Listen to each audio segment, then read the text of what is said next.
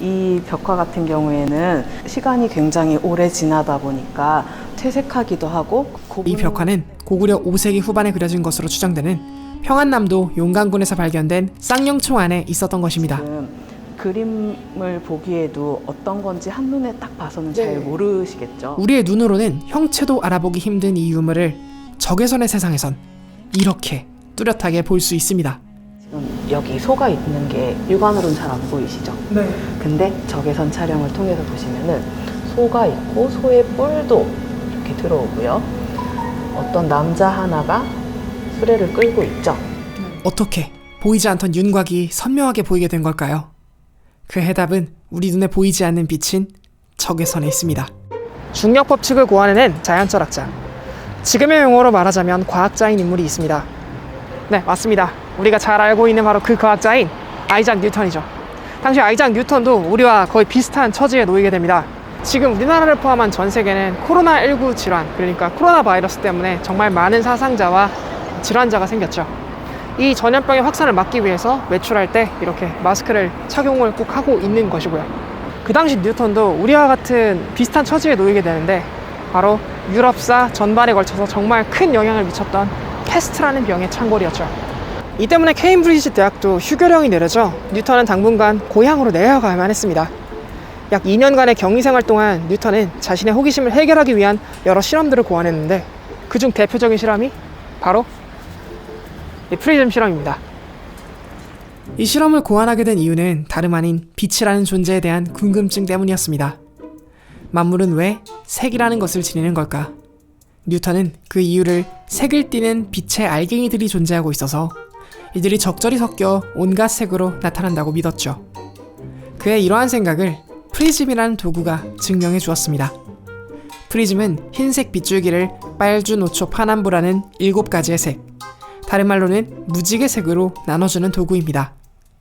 뉴턴은 이 알갱이들의 뭉치를 코어퍼슬이라고 불렀고 이러한 지식체계를 그의 저서인 광학을 통해 오랫동안 널리 알리게 되었습니다. 그러나 19세기 초 빛이 파동이라는 사실이 토마스 영에 의해 증명되면서 빛은 공간상을 유형하는 에너지의 진동이라는 것이 널리 알려지게 되었죠. 그와 비슷한 시기 태양의 활동을 연구하고 관찰하던 천문학자 윌리엄 허셜은 유독 청색이나 녹색 필터를 사용할 때보다 붉은색 필터를 사용할 때 망원경이 더 금방 뜨거워진다는 것을 실험적으로 알게 되었고 이것의 진위 여부를 프리즘 실험을 통해 알아보고자 하는 실험을 기획하게 되었습니다. 실험은 비교적 간단했습니다. 프리즘을 세팅한 뒤에 프리즘에서 나뉘는 각 색깔 영역에 온도계를 배치해 온도계에 나타나는 온도 변화를 측정하는 실험이었죠. 실험 결과의 차이는 현저할 정도의 수준까지 나타나지 않았습니다. 그러나 우연히도 적색 바깥쪽으로 벗어난 온도계에서 온도의 변화가 확연하게 높아지는 모습을 허셜은 발견하였고 우리 눈에는 보이지 않지만 적색 바깥쪽에 있는 무언가의 존재가 뜨거운 열을 나르는 존재라는 것을 알게 되었습니다. 적외선이 발견되는 순간이었죠. 이렇듯 사실 우리가 눈으로 볼 수 있는 빛은 매우 한정적입니다. 우리의 눈은 3가지의 센서를 통해 빛을 볼 수 있는데 이 센서들은 자색과 가까운 약 380나노미터부터 붉은색과 가까운 750나노미터의 파장을 지닌 빛들만 볼 수 있도록 되어 있습니다. 인간이 750나노미터보다 파장이 긴 적외선을 볼 수 없는 이유가 바로 여기에 있죠. 마찬가지로 인간은 380나노미터보다 짧은 파장 영역의 빛인 자외선도 볼 수 없습니다. 그렇지만 이들을 볼 수 있도록 만들 수 있는 방법은 있죠. 특정한 영역대의 빛만을 감지하는 센서를 만들어주어 그 센서로 보이지 않는 빛을 감지해내 그것을 우리가 볼 수 있는 형태로 변형시키면 됩니다. 이렇게 하면 우리가 평소에 볼 수 없는 세계를 들여다볼 수 있습니다. 예를 들어 눈으로는 잘 안 보이는 구름 낀 하늘의 디테일을 보고 싶을 때는 적외선을 활용하면 훨씬 선명하고 다채롭게 볼 수 있습니다. 또 곤충들이 볼 수 있다고 알려진 근자외선 영역으로 평소 우리의 눈으로는 볼 수 없는 꽃의 특이한 무늬도 볼 수 있습니다.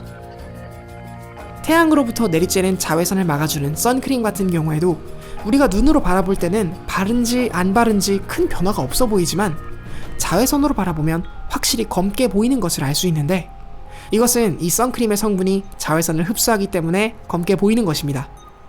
우리가 평소에 보는 검은색이 가시광선의 모든 영역대의 빛을 흡수하여 검은색으로 보인다는 것을 이해해 본다면 왜 자외선 카메라로 볼 때 선크림이 검은색으로 보이는지 쉽게 이해할 수 있을 것입니다. 이렇듯 우리가 평소에 보는 빛이 아닌 보지 못하는 빛을 이용하면 새로운 사실들을 연구하고 또 알아낼 수 있는 주요한 실마리가 됩니다. 여기에서 더욱 놀라운 것은 이것을 활용해 이미 심하게 훼손되어서 그 형체를 알아보기 힘든 문화재, 가령 삼국시대의 벽화 등을 연구하는데 활용할 수도 있다는 사실입니다. 뿐만 아니라 유물에 쓰인 소재는 무엇인지, 이 유물이 복원된 것인지 아닌지 등도 확인할 수 있죠. 지금 보고 계신 도자기는 각각 고려시대, 그리고 조선 초기의 도자기인 고려 청자와 분청사기입니다. 육안, 즉 그냥 눈으로 보았을 때는 수려하게 그 자태를 뽐내고 있는 이 유물들은 사실 복원된 유물들입니다. 보시면 알겠지만은 네, 이런 부분들이 이렇게 좀 복원한 부분들이 이렇게 눈에 보일 겁니다. 아, 그러네요. 네네. 그 각각의 형광 물질이 어떤 걸 썼는지 따라서 색이 다양하게 나오는데요. 요런 색이 지금 나오는 거 봐서는 아마도 뭐 바륨이라든지 아연 뭐 요런 계통의 형광 물질들이 좀 들어있지 않나. 예, 좀 짐작. 이렇게 보시는 것처럼 UVA의 영역, 즉 330나노미터부터 380나노미터 사이의 자외선을 조사해주면 도자기의 복원에 사용되었던 복원제가 이 눈에 보이지 않는 빛을 흡수해 우리 눈에 볼 수 있는 빛으로 방출합니다. 이것을 우리는 형광현상이라고 부릅니다. 플로린이나 바륨 같은 것들이 대표적으로 이 형광현상을 일으키는 물질들이죠. 이러한 형광물질들은 과거에는 복원제의 주성분으로 사용되었기 때문에 문화재의 어느 부분을 어떻게 복원했는지를 자외선을 쬐어주는 것만으로도 명확하게 확인할 수 있는 것입니다. 과거에 그려진 그림에도 특별한 패턴을 확인할 수 있습니다. 지금 보이시는 그림 두 점은 각각 교태전을 장식하던 벽화인 원후반도도와 화조도입니다. 청색으로 표현된 바위와 식물의 잎에서 강력하게 흡수되는 적외선을 볼 수 있습니다. 이는 산화그리의 특징 때문인데요. 산화그리는 다른 물질보다 적외선을 좀 더 명확하게 흡수하는 특징이 있습니다. 그렇기에 적외선 촬영으로 본 두 그림에서 산화구리의 안료와 먹선을 명확하게 볼 수 있는 것입니다. 이것은 파상도도라는 이름의 작품입니다. 푸른 빛의 아름다운 잎사귀들은 적외선상에서 강한 검은색으로 나타납니다. 신비로운 느낌이 들죠. 이들의 안료를 적외선만으로는 정확하게 알아내기 어렵기 때문에 우리 눈에 보이지 않는 또 다른 빛인 엑스레이를 이용하면 더 확실하게 이들의 성분을 알 수 있습니다. 왜냐하면 엑스레이를 쬐어주면 그 쬐어진 원소는 자기들만의 특정한 에너지를 방출하거든요. 그걸 알아내면 어떤 원소가 쓰였는지를 찾을 수 있는 것이죠. 주기율표에 보시면은 이제 각 원자별로 그 에너지 값이 나올 거예요. 네. 그 원자들이 가지고 있는 에너지 값이 다 다르기 때문에 그건 고유의 값이거든요. 보통 문화재들이 이제 미지시료가 많은데 네. 그 미지시료를 갖다가 이제 X선을 조사하게 되면 그 에너지 값에 따라서 특정 원자가 이제 딱 뜨게 됩니다. 그래서 이 물질이 구리로 돼 있는 순동 물질인지 아니면 순금인지 황동인지 그런 거를 저희가 간단하게 파악해 볼 수 있는 장비라고 할 수 있습니다. 물질을 이루고 있는 원소들의 넓은 스펙트럼의 엑스레이를 조사하여 방출된 에너지 스펙트럼을 이용해 이 유물에 사용된 원소가 무엇인지, 어느 구성비로 사용되었는지 등을 알아낼 수 있는 것입니다. 이것을 이용해 파상도도에서 사용된 담록색의 안료, 그리고 진록색의 안료가 유기물이 아닌 금속성 결정 물질인 성록, 그리고 녹염동광이라는 것을 알 수 있었습니다. 이 아름다운 회화가 다름 아닌 금속성 광물에 의한 천연의 색으로 만들어진 것이라는 게 정말 놀랍네요. 저희가 병원에 가면 검사를 하기 위해서 엑스레이나 CT 촬영을 하잖아요. 네. 방사선 투과를 이용해서 엑스레이 촬영을 하면 유물의 내부 구조를 알 수 있어요.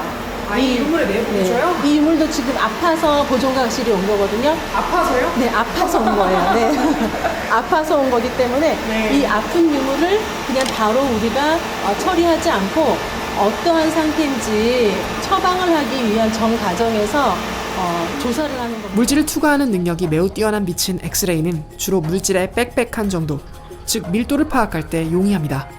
검은색에 가까울수록 물질이 거의 없어서 빠르게 투과한다는 것을 보여주고, 흰색에 가까울수록 물질이 빽빽하게 밀집되어 투과하기 어렵다는 것을 보여줍니다.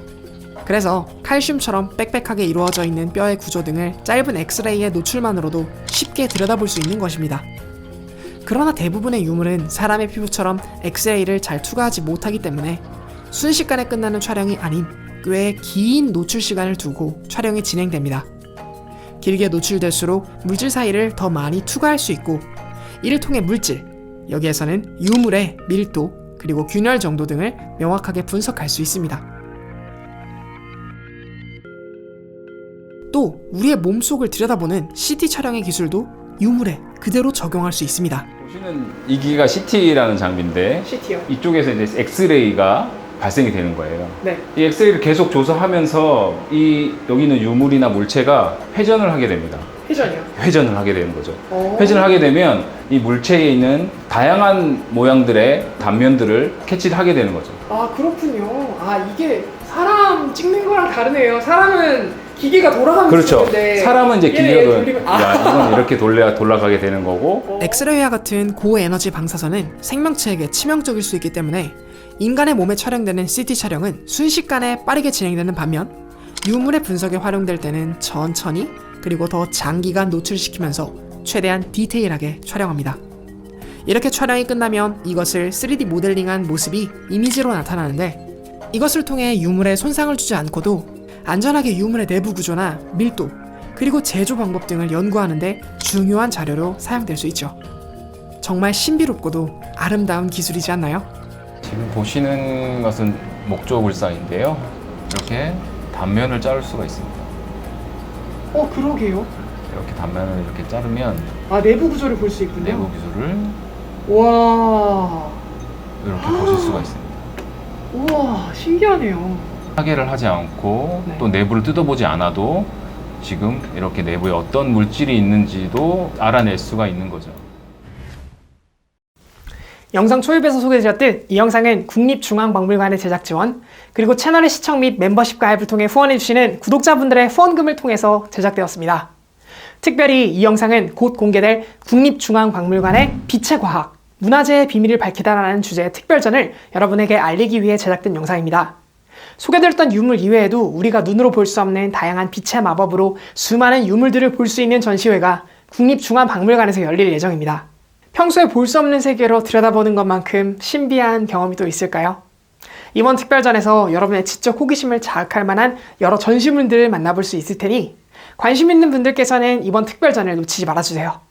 과학과 역사를 동시에 좋아하는 분들이라면 정말 즐겁게 보실 수 있을 것입니다.